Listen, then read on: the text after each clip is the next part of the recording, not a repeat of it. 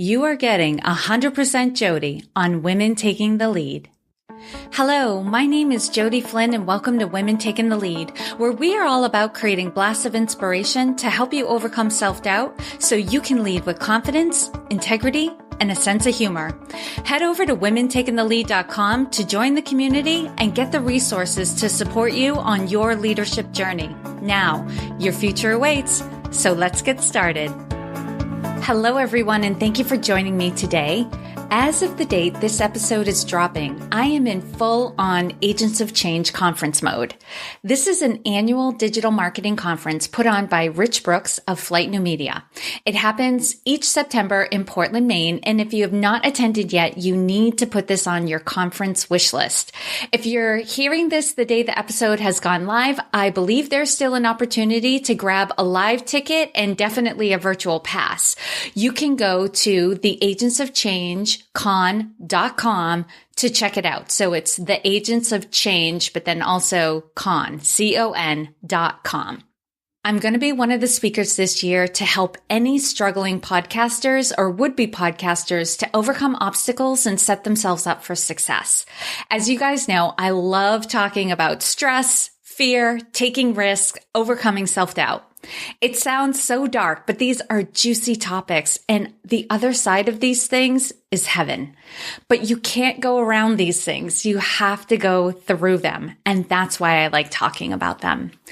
Which segues nicely into my next topic. I want to talk about something we are all going through, and I'll give my current personal experience along with this. What I wanted to talk about is the cycle of change. I was first introduced to the concept of the cycle of change when I was getting certified as a coach through IPEC Coaching.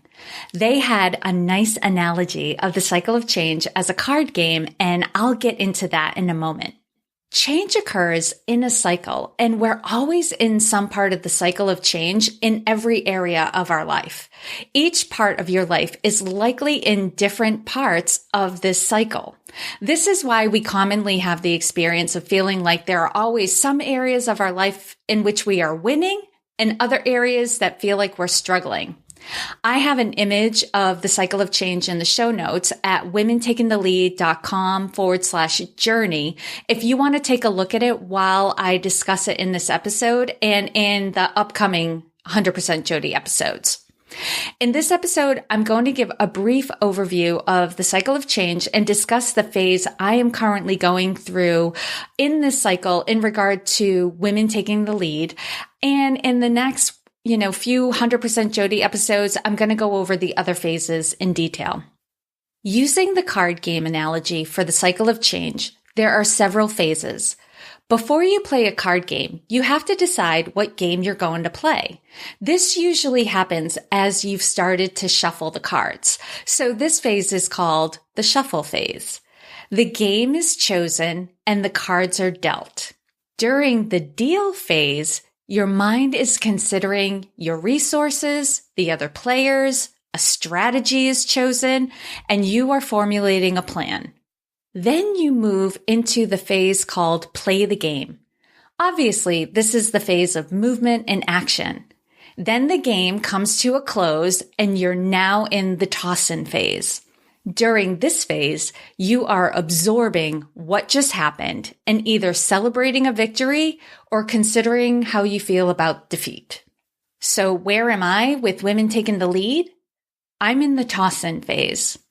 Am I ending my business? Heck no. However, each growth period or evolution of a business encompasses all of these phases. I've actually started the work to go into the shuffle phase, but I'm definitely still in the toss-in. All things come to an end, and typically we are rarely ready for the cycle to end because when you're in the playing the game phase, there's a lot of energy and excitement. At the end, the toss-in, there is loss, grief, confusion, and a lack of clarity for what's next. Whether it is the end of a job role or a relationship, people in this part of the cycle are usually unhappy and cannot see how they'll be able to go through it again. In the toss-in phase on the cycle of change, you will take little action on your own and resist change because of fear and uncertainty. And depending on how the last phase ended, there may also be a lack of hope. In this phase, you may also feel victimized and like you don't have control over your circumstances. You may find yourself being grumpier, ill at ease, and even experiencing pain more often. At the end of the toss-in, there can be an intense state of hibernation or cocooning, which if you've read my book, you're familiar with the term cocooning. This state will eventually pass, and if you let yourself just be during this phase, you will naturally find yourself getting renewed and re-energized and ready to go into the shuffle phase. Okay, for me, over the summer, I noticed myself starting to feel stretched. I was happy with the way the 100% Jodi episodes were going, but I was not looking forward to starting up my interviews again. I also was feeling a lack of vibrancy overall in my business. Now, some of this can be attributed to the lower engagement that typically comes with the summer, but it felt like something more. I knew then, and I know now, some things needed to change for me to get back in alignment. I don't want there to be any judgment in this.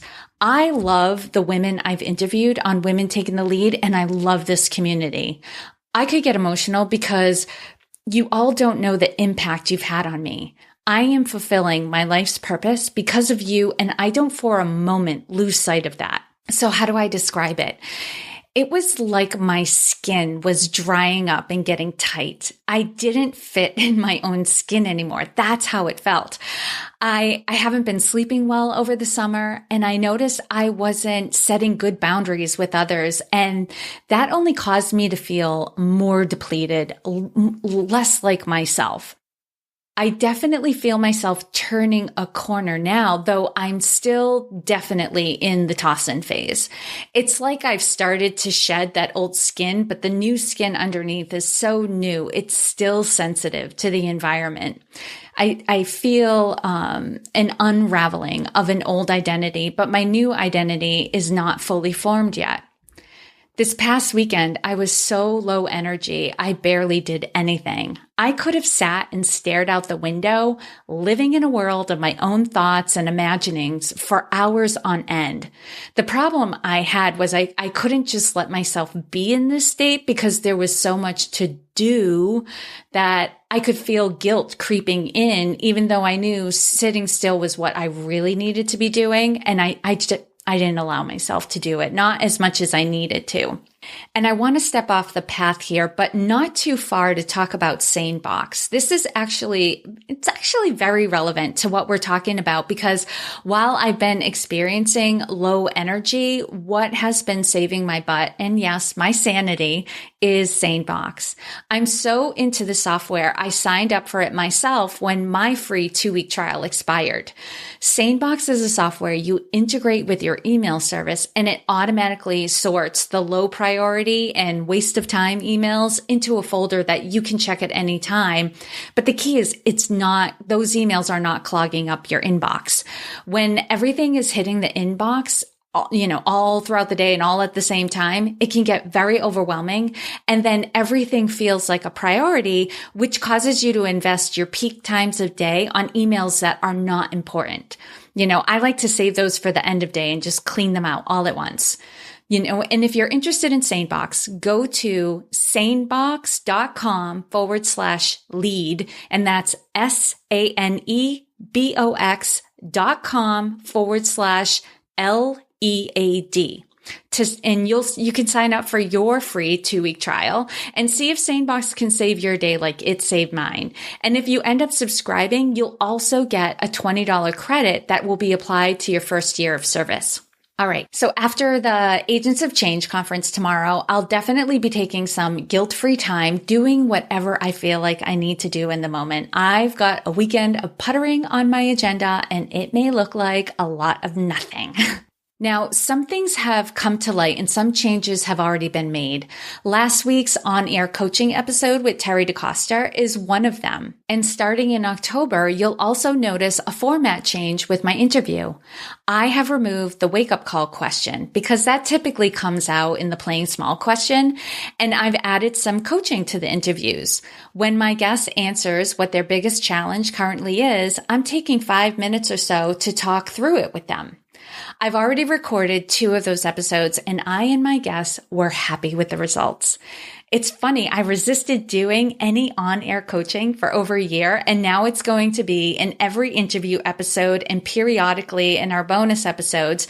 And that feels right, and it feels more in alignment for me, and it's definitely helping me get through this. Over the summer, I also started diving more into the concept of masculine and feminine energy that's in each of us, and especially for me. Being type A and being a business owner, I tend to bring forth more masculine energy, although at my core, I am more naturally feminine. This is evident to me because I will often find myself in a cycle of go, go, go, then crash and recover. Go, go, go, crash and recover. I'd like to explore bringing more feminine energy to my business and see how that plays out. I'm diving into this and going where my research takes me in terms of conversations, books, podcasts, YouTube videos. And if you're into this and you have any resources to recommend to me, please reach out. I'd love to hear about them. I'm so into this topic right now that I'm just in a phase where I want to spend a lot of time just absorbing information and digesting it. So what is this going to look like for me and my business? I don't know yet. It's scary and it's exciting, but it feels right to follow this path and see how it all plays out. What I do know is I want to continue to share this with you. I want to continue to be more open and vulnerable with you. I want to thank you all for the amazing feedback I got from the episode I did on spirituality. Releasing that episode was not easy for me, but you affirmed for me it was the right thing to do. I want to continue to have the courage to share my journey in the hopes that it helps you on your journey. Speaking of which, if as I described the toss-in phase, it sounded like what you might be going through right now in, whatever area of your life, I've got some guidance for you that may help to ease the discomfort of being in this phase. 1, don't try to rush through it because you feel uncomfortable. It is normal for this phase to feel uncomfortable and unnatural because if you are living in a culture that celebrates achievement and getting things done, this will go against the grain. People may not understand your need to withdraw for a while, but the reflection and contemplation you will do while you are feeling low energy is critical to gaining clarity to go into the next phase. If you've ever found yourself stuck in indecision because you just had no clue what you did or did not want, but you had the energy to do something, it was probably because you skipped past the toss-in phase and so never got the information you needed to do the next phase well. In this stage of grieving, you are doing an analysis of what went right and what went wrong in the last cycle. Not only your thoughts, you are considering your feelings, actions, and the results you got during that cycle.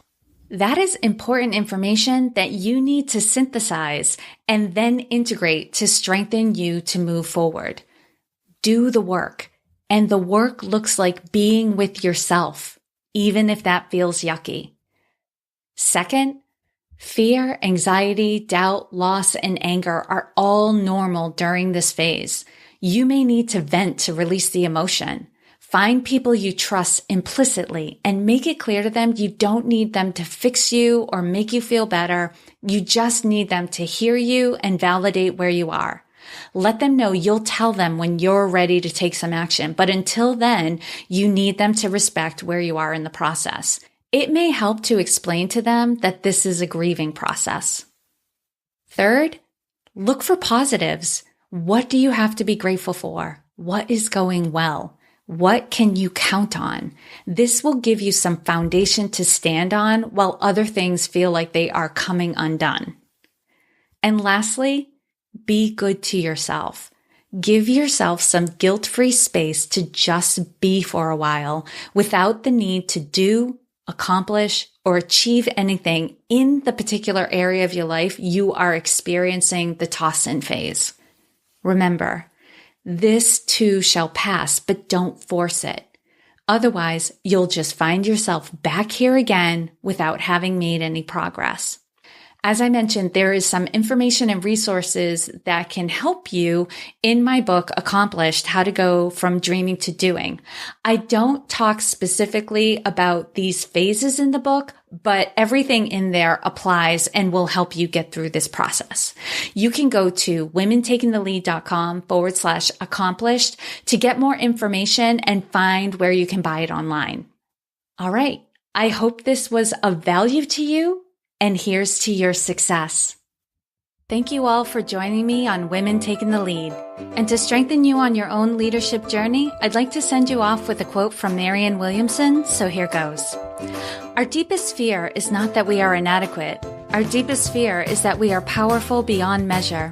It is our light, not our darkness, that most frightens us. We ask ourselves, who am I to be brilliant, gorgeous, talented, fabulous? Actually, who are you not to be? You are a child of God. Your playing small does not serve the world.